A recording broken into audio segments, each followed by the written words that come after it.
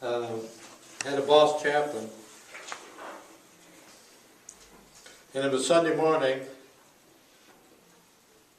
and I walked into his office. Oh, he was going to be the preacher that day. I walked into his office before the service started, because I wanted to ask him something. And guess what he was doing? He was preparing his sermon. And that's stretching it too far. But there's been those times, you know, on Saturday night, oh golly, I got to go before those people.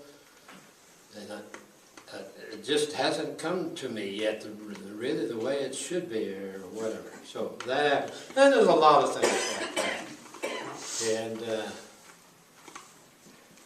And I appreciate what Don shared with me. Actually, I appreciate all the things he shares with me.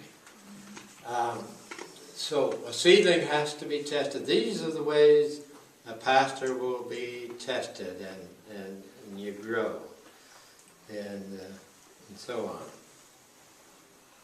on. Okay, I've been talking along here. Any reflections? Any questions?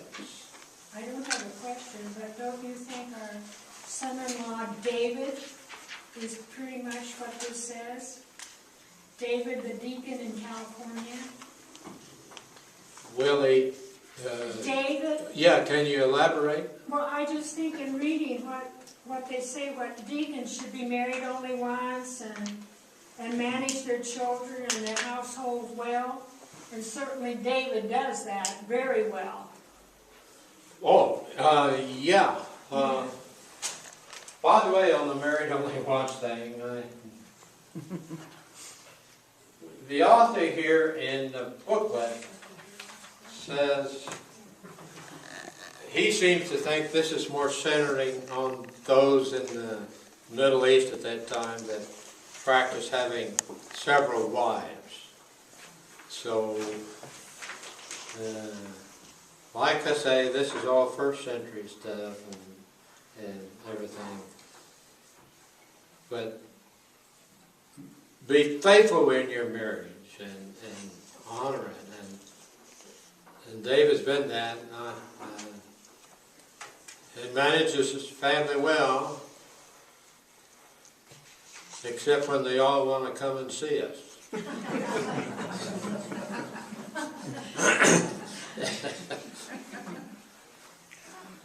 No, that Dave is a very good man. He's very responsible. But he tends to be the boss. Or tries to be anyway.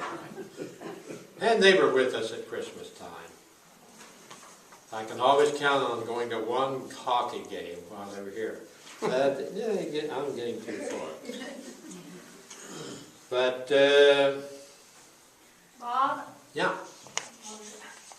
I think one way we can look at this is if you are a leader of the church, your focus should be on God and on doing what God wants you to do. And if you have 2, 3 ex-wives and you have stepchildren here and stepchildren there, or if you drink too much and can't do your job, or you gamble and can't handle your money, then you're not putting God first. Oh, okay. That's a part of being holy. Yeah. I think that's the way that we in our day and time can look at it. It's not so much God saying don't.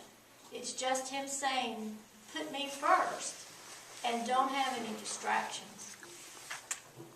Okay. Very, very, very good.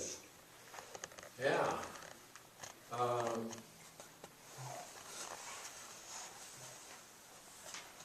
The author here of this lesson talks about when he was pastoring that,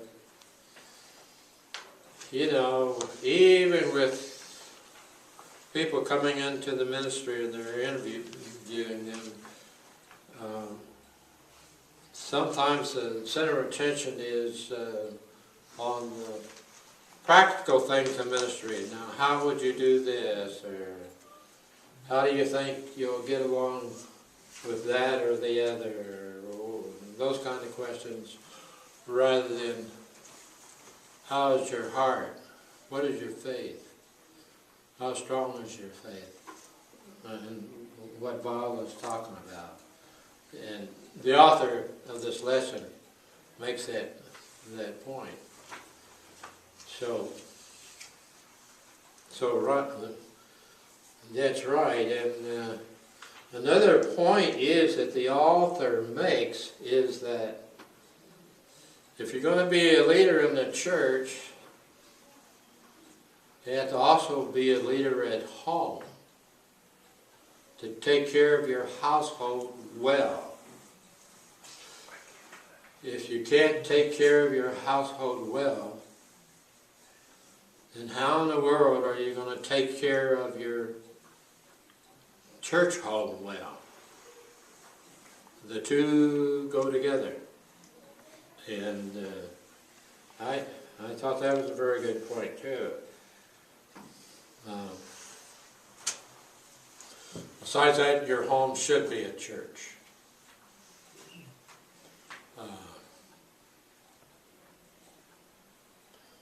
And God should be at the center of your worship at home, in the center of your family life. Okay.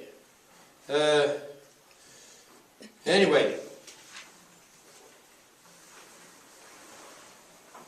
so that's kind of tough